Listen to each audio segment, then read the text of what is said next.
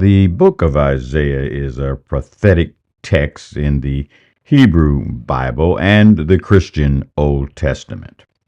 Written by the prophet Isaiah during the 8th century, chapter 52, our lesson, is written at a time when the nation of Israel is divided into the northern and southern kingdoms. The northern kingdom was conquered by the Assyrians, leaving only the southern kingdom of Judah as the surviving Jewish state. Isaiah prophesied during a time of political upheaval and uncertainty. The Assyrian Empire was regionally dominant, but Israel received threats also the, from the Babylonian Empire and from Egypt. Internally, Judah had corrupt leaders and had widespread social injustice. Isaiah's message in our lesson is directed to the people of Judah, urging them to turn away from their sinful ways and to trust in God. He warns of an impending judgment and destruction if they do not repent and turn back to God. He also offers them hope, though, and comfort, promising that God would ultimately restore the fortunes of Israel and establish a new era of peace and prosperity.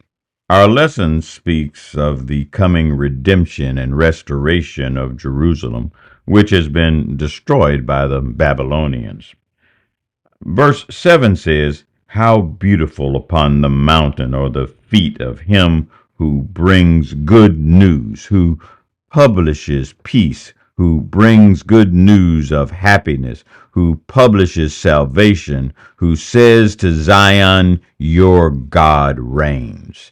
This verse is a reference to the Messianic era when the Messiah will come and bring peace to the world. The passage then goes on to describe the return of the exiles to Jerusalem. In verse 8, the watchmen of the city are called upon to lift up their voices and sing for joy, for they can see the Lord returning to the holy city. The Lord is described as bringing salvation and righteousness with him. Isaiah is bringing hope. In verse 9, he says to the people, "Bring forth singing, for the Lord has comforted his people and redeemed Jerusalem." The people are reminded that they were once sold for nothing, but now they are redeemed without money. Verse 10 speaks of the Lord's arms. His comforting arms will be revealed before the nation, and all of the earth will see God's salvation. This verse is interpreted as a prophecy of the coming Messiah who will bring salvation to all the nations of the world, who will comfort us. The passage ends with verse 11 and 12, which speaks of the return of the exiles from Babylon to Jerusalem.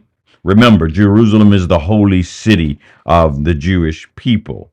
And so Isaiah is speaking of a joyous time for them. The people are called upon to depart from Babylon, to purify themselves, to carry with them the vessels of the Lord. The Lord is described as going before them and protecting them on their journey. You know, anytime we are in a state, it sometimes takes encouragement for us to move out of that state, even though that is not the state we're in, isn't a good state. We are familiar with it and have to be encouraged to leave that state. Now, to understand this, let's give it some context. This passage was written during a time of great turmoil in the Jewish history. The nation had been conquered by Babylon. The people had been taken into exile, and the passage was written to give hope and encouragement to the Jewish people, reminding them that God had not forgotten them and that he would one day bring them back to their home country. For modern Christians, this passage has several applications. First, it reminds us that God is faithful and he carries out his promises of redemption to all of his people. No matter how difficult our circumstances may be, we can take comfort in the fact that God is with us and that he will never abandon us. Second, the passage encourages us to share the good news of salvation with others. We are called to be messengers of peace and to proclaim the message of salvation to all those around us. And finally, this passage can be applied to modern trends of global migration. As more and more people move from one country to another, often in search of a better life, we can take comfort in the fact that God is with them and that he will protect them on their journey. As Christians, we are called to welcome the stranger and to show hospitality to those in need, not to shun them. This lesson is a lesson of hope. It reminds us that God is faithful, that he doesn't renege on his promises to us, that he will redeem us. But we also have an obligation to spread his word. That's the lesson for this week. Have a great week. Bye.